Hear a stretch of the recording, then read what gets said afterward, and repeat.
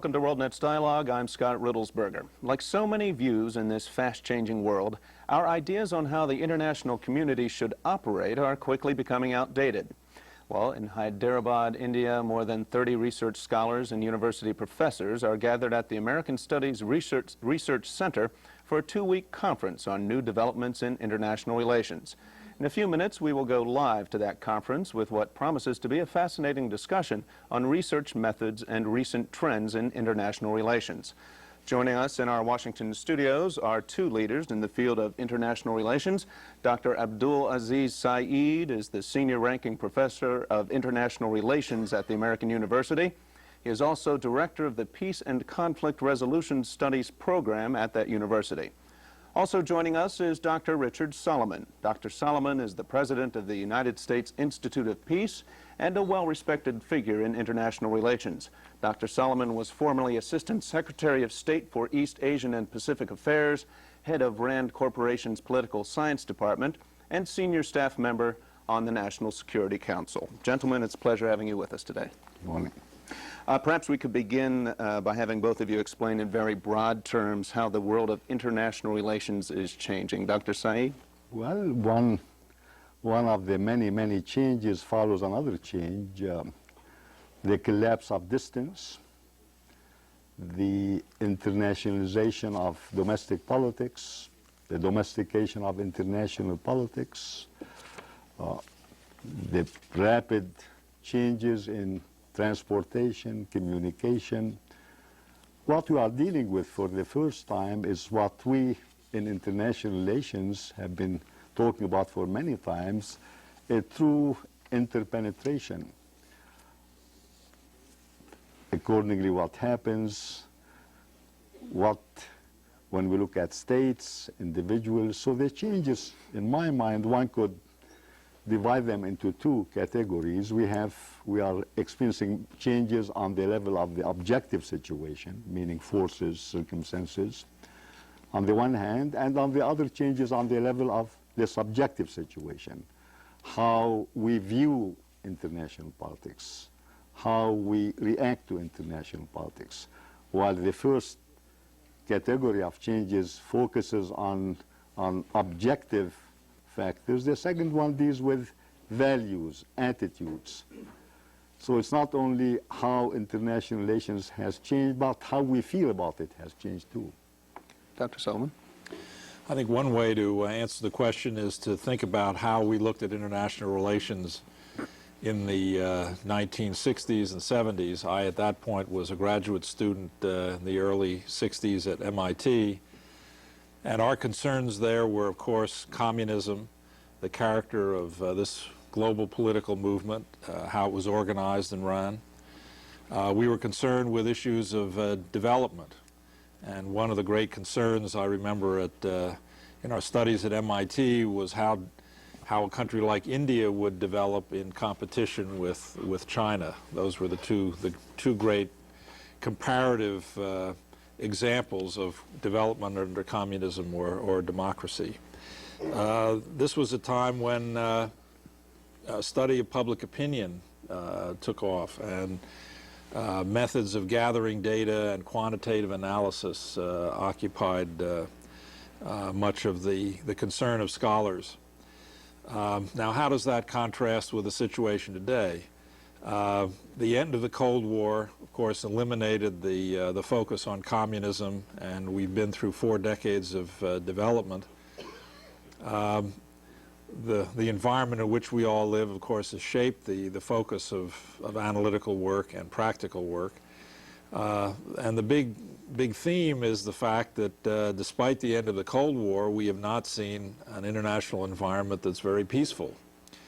And so one area of focus is the character of international conflict in today's world, and people are focused on ethnic and religious conflicts and the challenges of trying to resolve them. And as Professor Saeed has said, value issues, cultural issues, and psychological issues are all part of that study.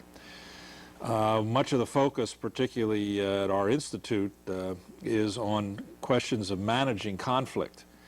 During the Cold War, you had two major political blocs that confronted one another, and partly because of the weight of nuclear weapons. That was a confrontation that ironically had a certain element of stability. But with the end of the Cold War, that stabilizing effect of the confrontation between communism and the democratic world ended, and we saw all sorts of local conflicts emerge that had been frozen in time. And as we see, for example, in current-day Bosnia, ethnic questions, issues of political identity came to the fore, fragmented political structures, and the question is, how do you manage conflict in that kind of a world? And so certainly the work of our institute focuses on that issue, that is international conflict management and resolution, with a focus on issues like negotiating skills. We're studying negotiating as a process, as a political effort to resolve tensions among nations as an alternative to fighting it out. Peacekeeping, we're looking at the processes of peacekeeping now and the structure of international organizations in which peacekeeping efforts occur. And finally, just to emphasize another point that Professor Saeed raised, the impact of technological change as it is accelerating development, but also transforming the character of diplomacy. Our institute, the Institute of Peace, is organizing a big conference in 3 months called Virtual Diplomacy, which looks at how telecommunications, the global information revolution, is transforming the character of international relations. So those are a few themes, by no means all, but some idea of what we're focusing on these days. Okay, well, thank you, gentlemen, both for providing that framework for us. Now let's continue our program with participants who are standing by at the American Studies Research Center in Hyderabad, India. Go ahead with your questions or comments. I am Professor B. Ramesh Babu, Director of the course that we are organizing here. It's my privilege, Professor Syed, to greet you because I had the good fortune of meeting you more than once. Also, it's my privilege, Mr. Solomon, to greet you because I had the privilege of visiting your institute and also participating in a conference in July 1993 on dialogues on conflict resolution, bridging theory and practice. We are scholars of students and teachers of international relations assembled here in Hyderabad at the American Studies Research Center. And it's our rare good fortune to have the opportunity to exchange ideas and actually conduct a dialogue on the current issues in international relations. And this particular program is funded by the Ford Foundation in India, where the objective is to enhance the competence of the research scholars registered in various universities in India for PhD program, and also those who are teaching this subject. This grant is given to the American Studies Research Center, which is a unique institution of 31 years standing, which has been promoting the study of United States in India. Now we have become a regional center for the promotion of American studies covering Africa and Asia, and we have scholars as far from outer Mongolia to West Africa that come here to use our resources. Of course, right now we have in a financial situation which is related to the American foreign operations being cut down because of exigencies within the United States. We are hopeful that this unique institution will be able to tide over this crisis, and we are devoted to raising funds and doing whatever is required. The scholars that are participating here have been briefed about your work, both of you, and what you have been able to achieve and you are currently doing. And we will be raising a number of questions they have given to us in writing, and we will be putting those questions to you on their behalf. Before that, I would like to raise two issues, one with Professor Syed on the basis of the statements you have made, and also another one to Mr. Solomon on the basis of the statement he has made. The first question I have, sir, Professor Syed, is you have mentioned about lots of changes that are taking place all over the world, but you have also mentioned about how values are important.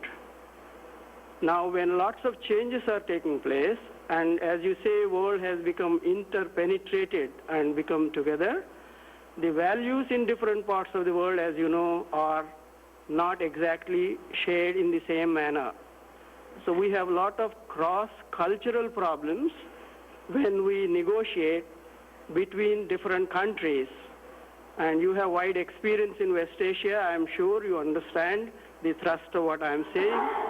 When you have situation of this kind, how would you negotiate a debate on human rights, for example, where different countries have different views of what is right and what is wrong, and we have specific quarrels, even in terms of child labor, for example, or labor standards, and so on.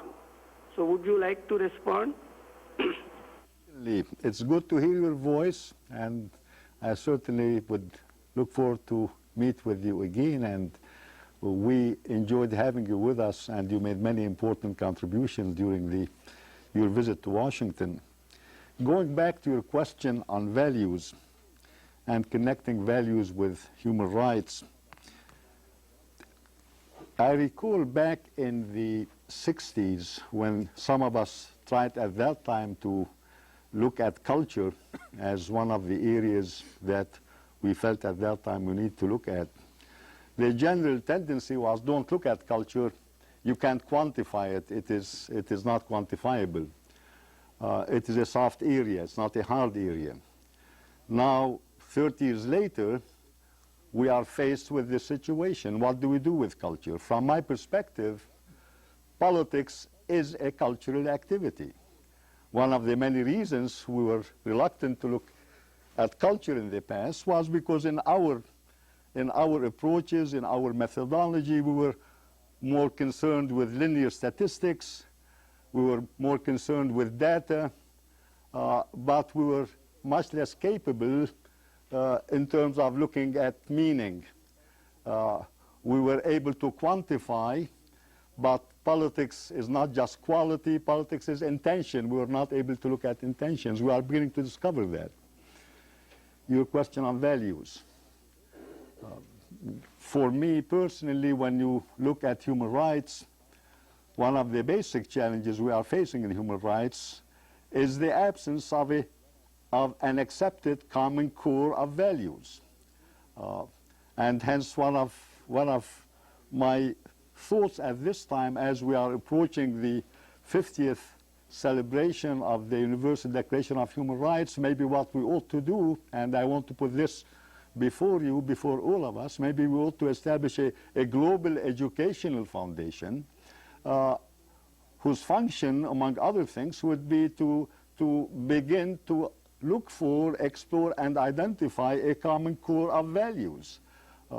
That would be something worth looking at, something worth doing at this time when we are thinking about values, about human rights. After all, we have entered the first global community. After all, what's happening, on the one hand, we are witnessing globalization going hand in hand with privatization, and globalization and privatization, in the absence of commonly accepted value or a core of values, could lead us into very difficult situations in the past. And going back to my esteemed colleague, Dr. Solomon, what has been occurring, we are witnessing the collapse, meaning the Cold War order, if you please, or the order that followed World War II.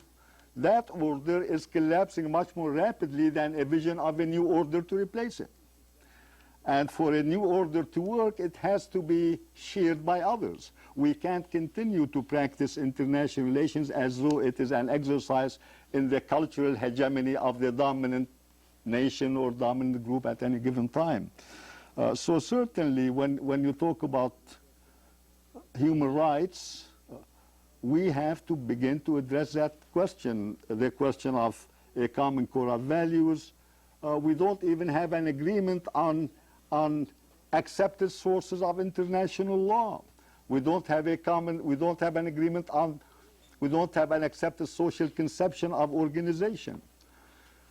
I go back to my earlier plea that probably this would be one thing, and since I'm with my esteemed colleague, President of the United States Institute of Peace, maybe one of the things that USIP could work with, a conference, would be on forging a common core of values.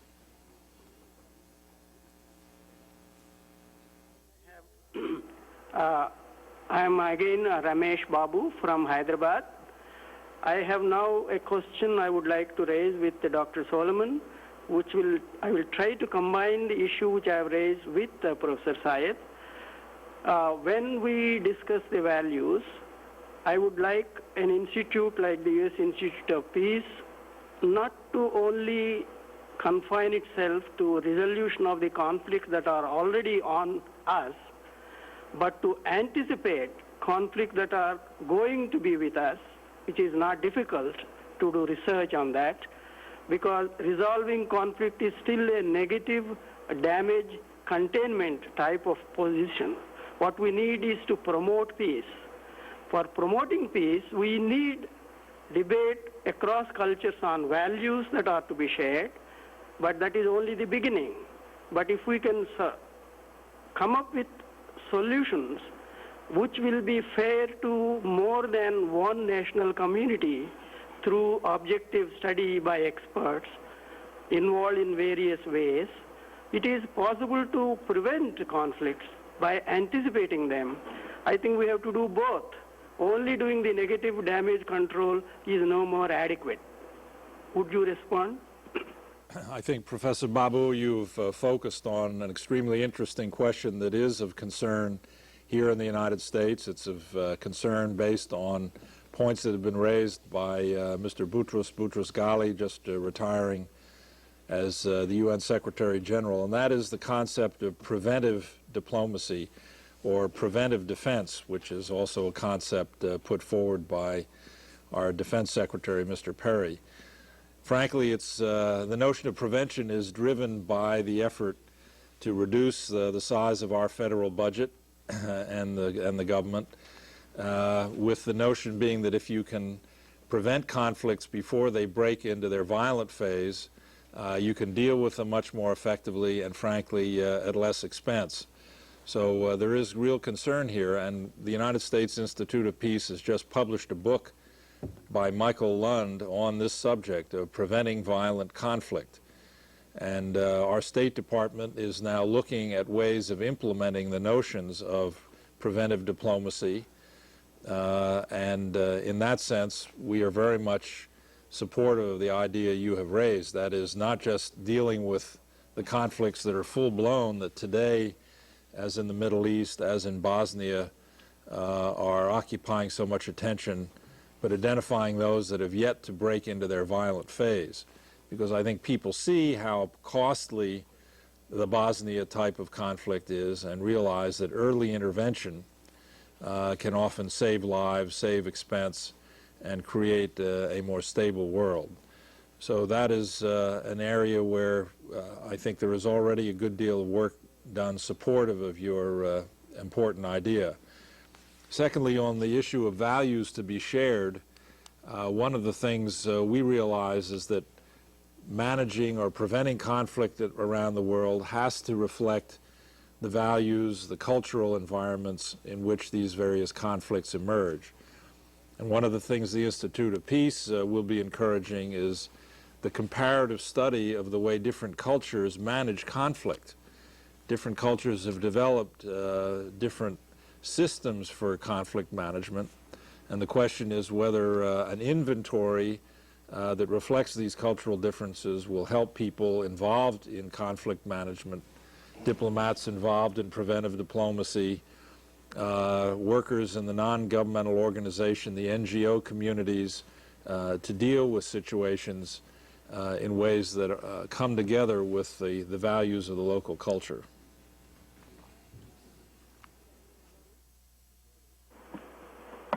I am Tarun Bose. I'm one of the faculty members in the present course, which is being conducted at the American Studies Research Center. My field of specialization is international relations. I did my initial work on American-Soviet relations, but not the period covered by George Kennan, the period following it. I have lately taken up an interest in studying security issues, and I am talking to the participants here on matters relating to security. Listening to both of you, distinguished scholars, I would like to raise one or two issues to each one of you, sir. First, may I direct my question to Professor Solomon. You mentioned that while you were at the MIT, studying developing countries like India and China were considered important.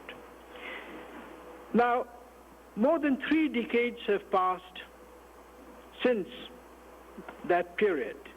Now, I would like to have your comments on what you think has transpired in these two, shall I say, Asian giants, 2 important countries in Asia, how they have developed, and whether they can serve as role models for other countries, particularly those looking for a direction.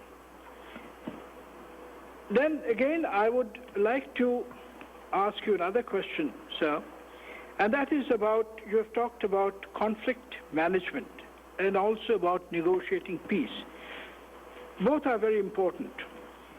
In our part of the world, we have been witnessing, experiencing a kind of conflict which is related to terrorism, which is low-intensity warfare, sometimes aided by another country. The country concerned often denies that it has a hand in such low-intensity warfare. Now, how can we try to manage such conflicts as distinguished from the other conflicts, let's say in Bosnia and elsewhere? Well, you've asked 2 very profound questions, Professor Bausch.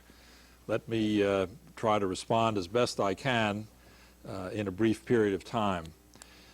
In comparing development experiences of China and India in recent years, one of the things that is clear is that the approach we took in the 60s, which was to look at the impact of communism as a system for organizing political power, comparing it with democracy in India, that approach no longer works. What we see is, to some degree, a convergence of approaches with the stress on marketization, the role of markets, a substantially diminished role for government, and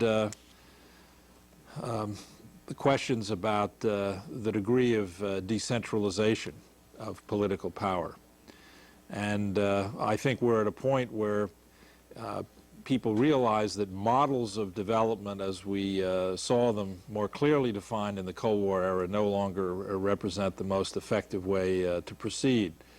So my guess is that, picking up on the point that Dr. Said has raised about the importance of culture, is that we may find that efforts to look and compare on the basis of common cultural categories the experience of India and China, where both countries are turning more actively to the play of markets to encourage entrepreneurship, to attract foreign investment, that the cultural factors that may differentiate the current development experience in China and India may be a very important way to proceed. And of course, within India itself, the various cultural differences, the fact that some groups within India seem to be more entrepreneurial than others, the very interesting impact, despite the years of communism, of the entrepreneurial spirit in China. These are issues that I think people will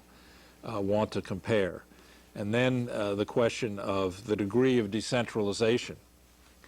In China, the Communist Party is still very reluctant to share power in the sense of permitting competitive political parties, but it realizes that it has to shrink the share of the overall economy controlled by the Communist Party or by central planners, and to what degree economic power has been decentralized, and comparing that process between China and India seems to me is an area of great interest, and frankly, not being directly involved in academic life myself, it may be that these studies are already underway, but I see a different framework for these comparisons than was the case in the Cold War era.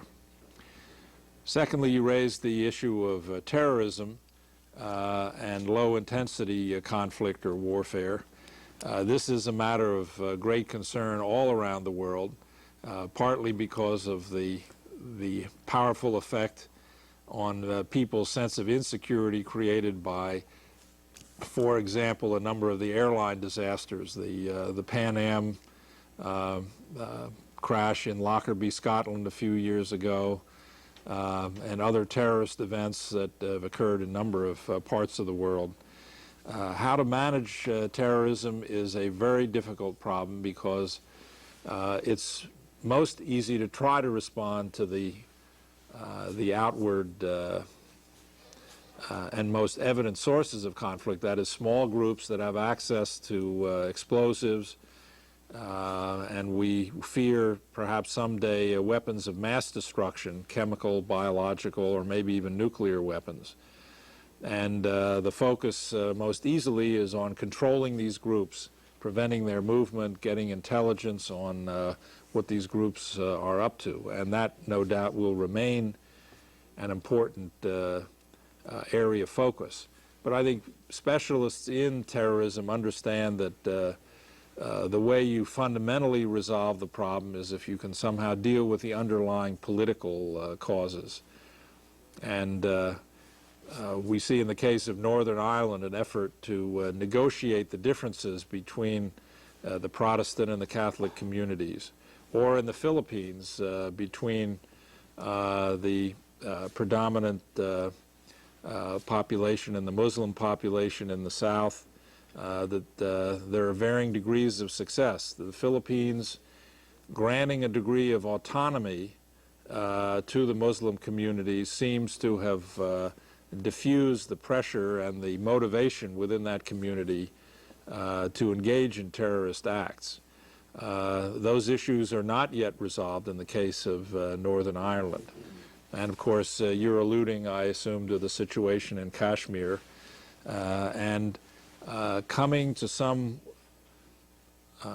resolution of the issue of autonomy, granting local ethnic groups greater control over their own political destiny within a larger national framework is the challenge, to balance off the unity of a larger political entity, but to grant local control is the balance that has to be struck to resolve the underlying political motivation that lies behind terrorism.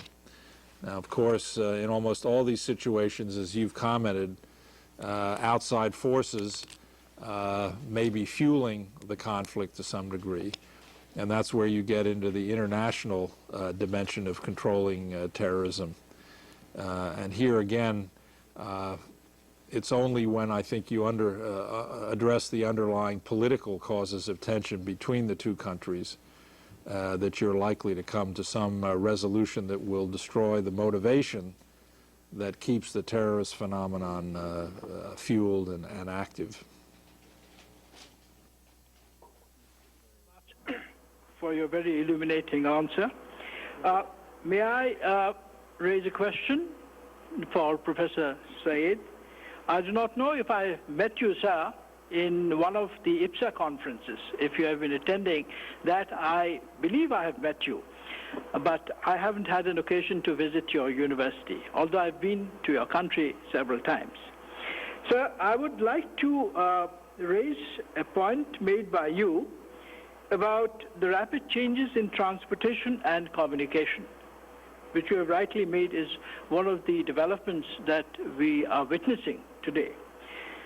The point I would like you to consider is, do you envisage that the third world countries, which are not necessarily technologically advanced, you see, would be able to take advantage of what is happening in the West?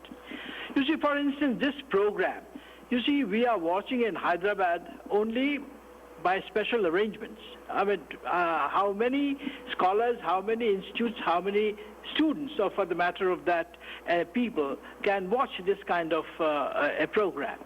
Whereas in your country, this may not be the case. So what I am trying to focus on is how can we in the third world, and when I say third world, I mean the countries right across third world. In India, we have made some advancement in certain respects, but there are countries, you know, who haven't made even this much progress. Yeah, our neighbor Bangladesh, for instance. How is it going to affect the third world countries, many of whom do not have the equipments to take advantage of these developments? And what can be done in this respect? We are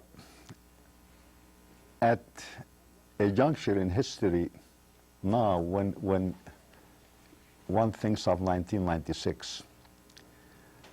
About 90% of what we know now, we have learned in the last 10 years.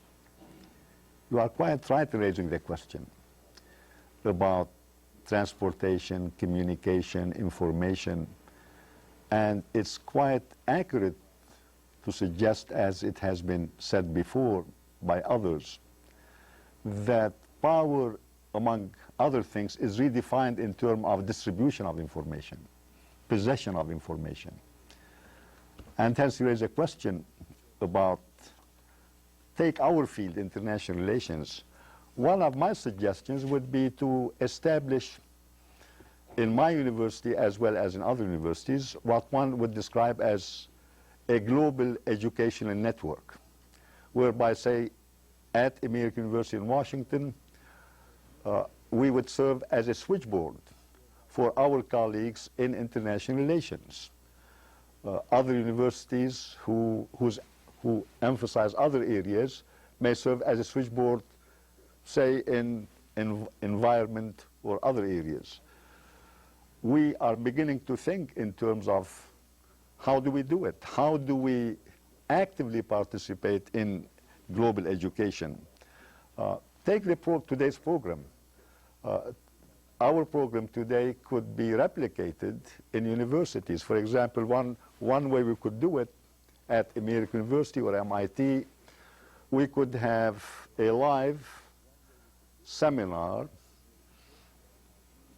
projected from Washington or Boston to 5 or 6 universities in India, focusing on specific areas. Take your question on terrorism that you addressed earlier to my distinguished colleague, Dr. Solomon. For me personally, and I have worked with terrorism academically, that one of the things that we need to be alerted to going back again, and if I may just add a footnote to Dr. Solomon's point, when he suggested that we ought to look at the causes, which is very real.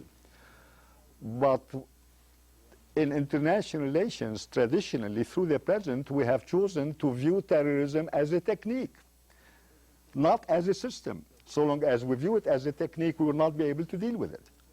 But when we begin to view terrorism as a system, then we begin to understand goals of terrorists, we begin to understand capabilities of terrorists, then we begin to deal with terrorism in a different manner than merely viewing it as a technique. And hence we could begin to talk about maybe thinking seriously about establishing an international criminal court of justice, as some people have referred to that, similar to our various other international courts, regional courts dealing with human rights in the Americas, in Europe. But let me go back to your point on information, communication, transportation. Definitely we could do much more than what we are doing by utilizing satellites. I'm very concerned. I agree with you. I travel extensively in Asia, Africa, and the Middle East, and what concerns me at this time, we may be entering a situation whereby the relationship of a Yemeni scholar or the relationship of a Yemen to information, to high-tech information, could become similar to the relationship of a citizen, a private citizen, to medicine. That certain medicines to be obtained require a prescription, and the prescription can come only from Washington or London or Paris. You are right, that's a very real issue that we have to deal with, we as scholars. And my position tells me that one way to deal with it is certainly the area of a university or universities becoming switchboards for their areas of studies, conducting seminars, giving classes via satellite, and conducting final exams or tests via email. It can be done. It is surprising how little use we are making of that technology when it comes to education. Most of us are using it for many other purposes. But certainly I agree with you, that's one of the many areas that we ought to be moving into. You mentioned conflict resolution. Dr. Solomon, who is very much involved in that area, and I was very happy to hear about the proposition of looking at cross-cultural conflict resolution, because don't forget, in my judgment, one of the many reasons that conflict resolution attempts are failing, in those places that they are failing, it is because many of our techniques of conflict resolution tend to be born of an experience, a Westphalian experience, an experience from the nation-state system that evolved more in the 19th and 20th century, what I describe as Western fundamentalism. We use the term fundamentalism to describe Islam. For me, fundamentalism is a kind of a pathology of a culture whereby a people, either when they are under external stress, as Muslims, some Muslims see themselves, or a people when they are hegemonic, as North Americans see themselves. In both cases, it's a pathology of a culture. In the case of those who see themselves under stress, what they do, they take their tradition, in this case Islam, reduce it, narrow it to a workable formula to set themselves apart, to protect themselves from others. On the other hand, on the part of North Americans who are hegemonic, they take their tradition of Western liberalism, reduce it to a working formula to justify their hegemony, and hence methods of conflict resolution are what? They are engineering, mechanistic approaches to problem solving, isolating approaches to problem solving. They deal with instrumental issues, but much less so with identity issues, much less so with issues of with relational issues. So we can learn a great deal. I mean, for me, sir, to go back to your question, to the earlier question by Ramesh, the most important thing that I have learned in 40 years of being involved as an academician in international relations is that the whole world needs the whole world. We didn't know that before. By that I mean we need to learn from you, and as you are learning from us, whereby in the past, East and West, North and South met one another. It was meeting as rivals. In the emerging vision, we ought to meet not as rivals, but we ought to meet as a people giving the other people the best they have in exchange of getting from the others the best that the others have. And hence, I'm delighted to hear that USIP is going to be working on doing that. Beginning with next semester, I'm beginning on my campus a new course, Islamic Sources of Conflict Resolution. See what we can learn from them.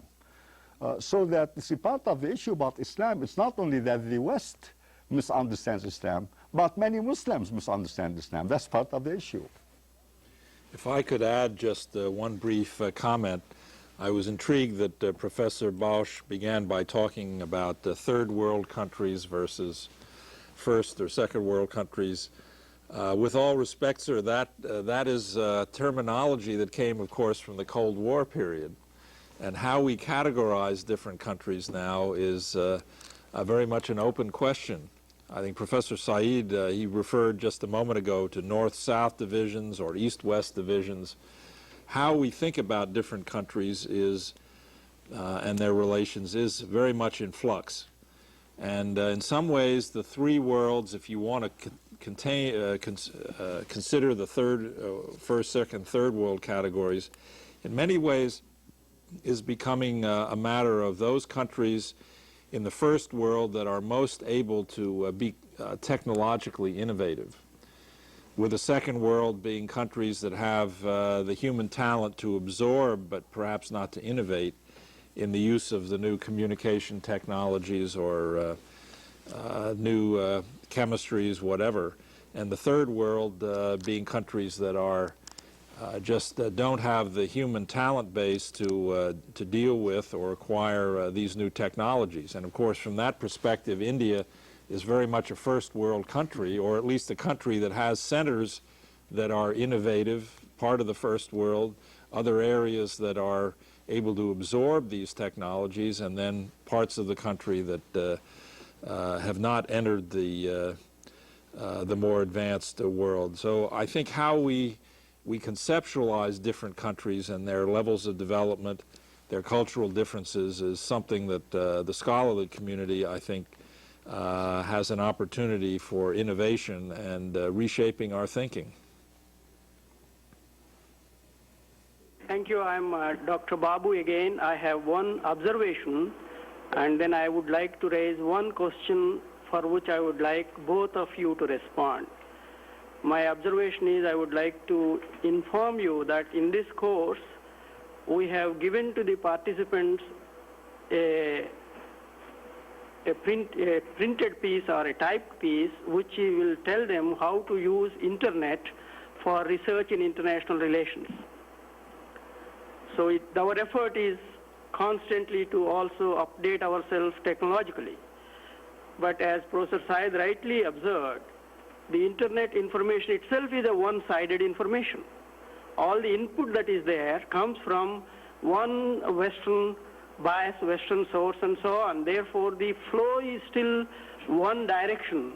And I don't know when it will become much more a multi-directional flow, but that may be an aspiration. But that's not the issue I would like you to respond. But I have a question which we have selected from our participants, a large number of questions, which we would like to direct towards you. We don't know how much time we would have, but because the technology is such that only I can raise the questions with you, or my colleague Dr. Bose can raise, participants themselves cannot ask this question directly, but the question is from the participants. The first question I have is from participant Mr. Shukla.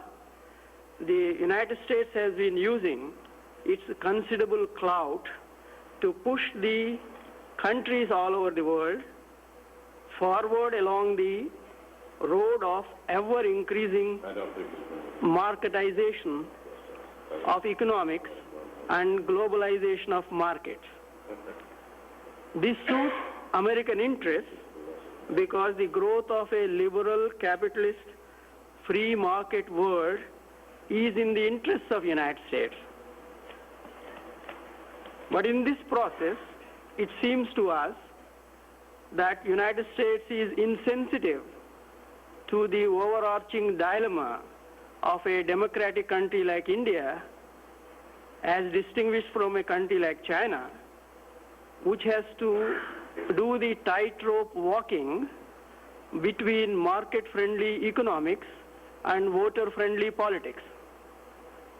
Unless we are able to navigate between the two, we cannot either achieve liberalization of economics, nor can we retain our democracy.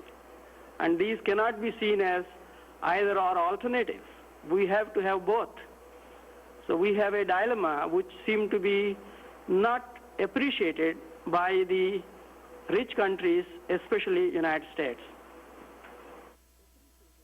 Well, my esteemed colleague, Professor Saeed, has designated me as the first respondent. And You don't mind this?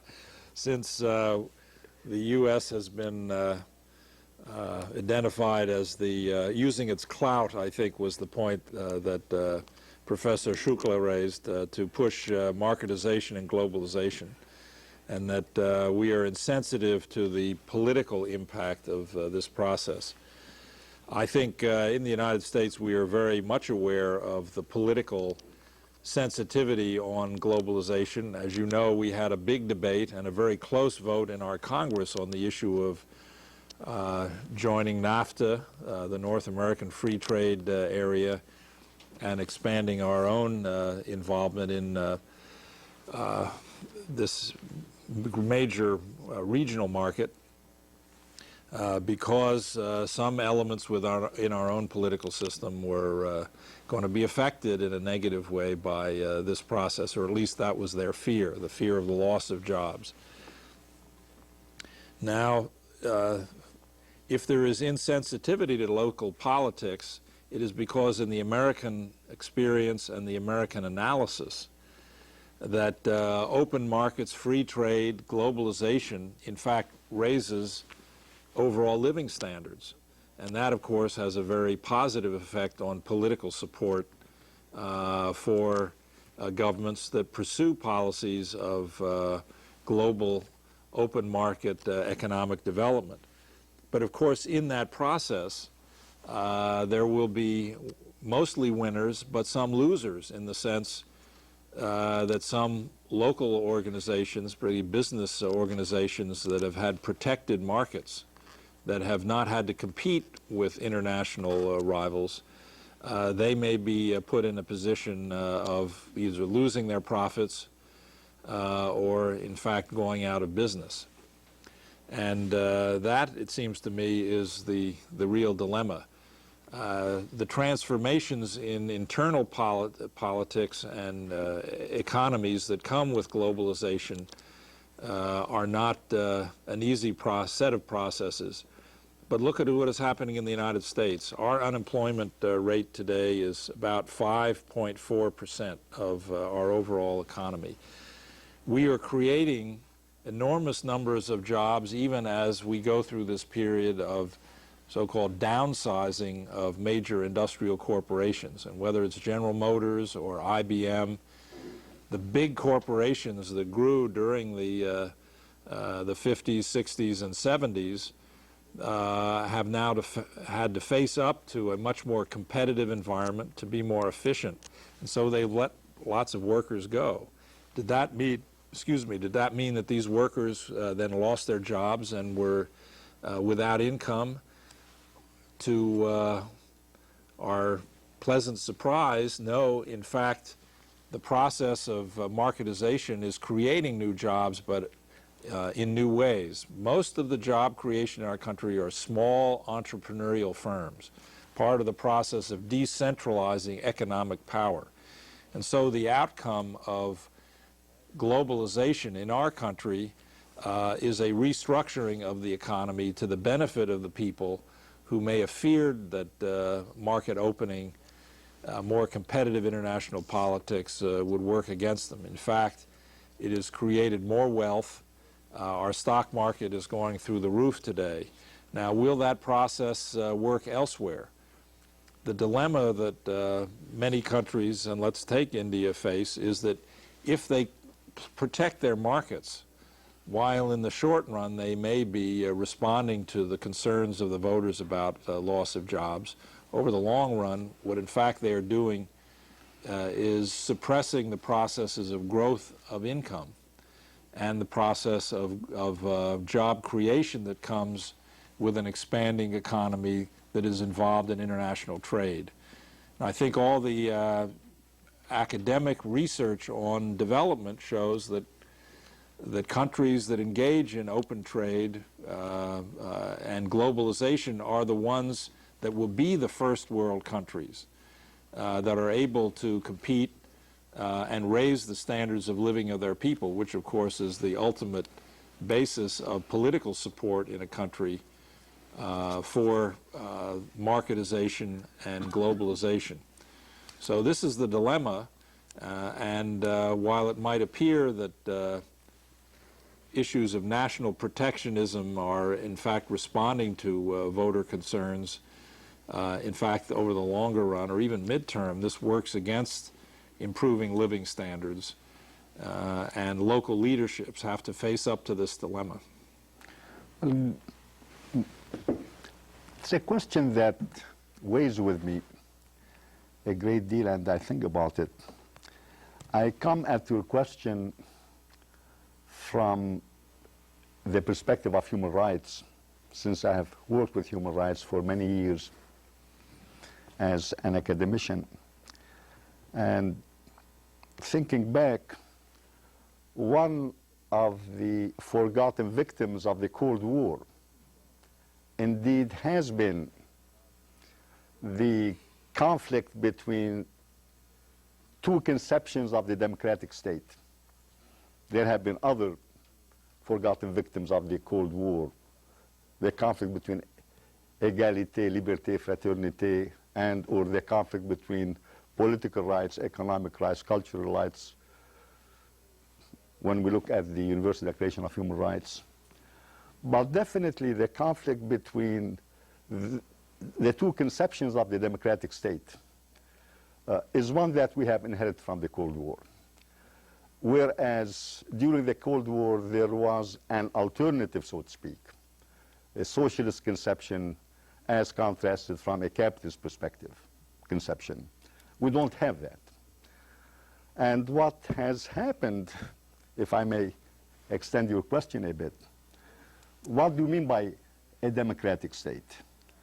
We have a tendency, we in the West, or at least we in the United States, among scholars, to equate form and substance of democracy, meaning to equate, to merge together the Western liberal form of democracy, and by this I mean various institutional forms, with the substance of democracy, and hence conclude that our form is the substance, and in this particular case, we are referring to free market economy. It's a real issue. It's a real issue, and I agree with Dr. Solomon. The effect on the United States is exactly what Dr. Solomon mentioned earlier. That has been the effect. But the effect internationally concerns me. My question is the effect internationally that we left Cold War I to enter Cold War II, and Cold War II meaning a war between the rich and the poor? Because globalization and free market economy together, in the absence of commonly agreed upon values, in the absence of consensus, in the absence of cooperative politics, by that I mean a fair distribution of cost and benefit, could lead us into a Cold War II, where poverty, and poverty is now an important issue internationally. So that's my concern. That's another challenge for all of us, to get together and and begin to look at this question: how do we reconcile the two? How do we do it? There is no debate at this time on democracy, let's face it. There's one conception of democracy that has become dominant. Professor Saeed, let me pick up your comment by making two brief remarks. Let me suggest for the academic scholars in the audience that one issue to explore is whether protectionism, that avoiding market opening, avoiding globalization, in fact will sustain and widen the gap between the rich and the poor. Good question. And that protectionism, in fact, is protecting those organizations and the management of those economic organizations that are not competitive. So is that the case? That is my hypothesis. That is the experience we have in the United States, but maybe scholars in other countries will come up with a different analysis. Well, let's have a workshop, a conference at USIP. That's great. If this could be one of the outcomes of this meeting, that is great. I think that's a very insightful, very important statement. Also, before we run out of time, I want to pick up a point that Professor Babu mentioned, that I was very pleased to hear that he is encouraging the scholars in the audience to get on the internet and to become global in the sense of sharing information. And let me just give you the internet address of the Institute of Peace, because there may be scholars in the audience who are interested in our programs. We each year accept from quite a few countries visiting fellows. We have about 14 or 15 fellows from around the world who come to us for a year of research. About half of them come from foreign countries. And information about our various programs and information about our virtual diplomacy conference that will be held in early May is on our website. And those who are interested can get on the internet, and our address is www.usip.org, O-R-G. USIP for United States Institute of Peace.org, www.usip.org. And we would be delighted to have people come to our website. We can actually track the number of people who come to us, and we hope we have more interaction in cyberspace with scholars around the world. Babu, again, I want to use the half a second left for thanking both of you for sparing the time to come and help us, but we are somewhat disappointed because we have 15 more questions from the participants which couldn't get in. And I want to tell Professor Solomon that we know the internet address of the U.S. Institute of Peace. I am on your mailing list, and we thank you very much. Thank you. Okay, and Dr. Saeed, I know you have your address there. We can make sure that they get that. Great. We have run out of time. We thank you as well, both of you, for joining us today. And thank you, too, for all of our participants in Hyderabad, India. For Worldnet's Dialogue, I'm Scott Riddlesberger. Good day.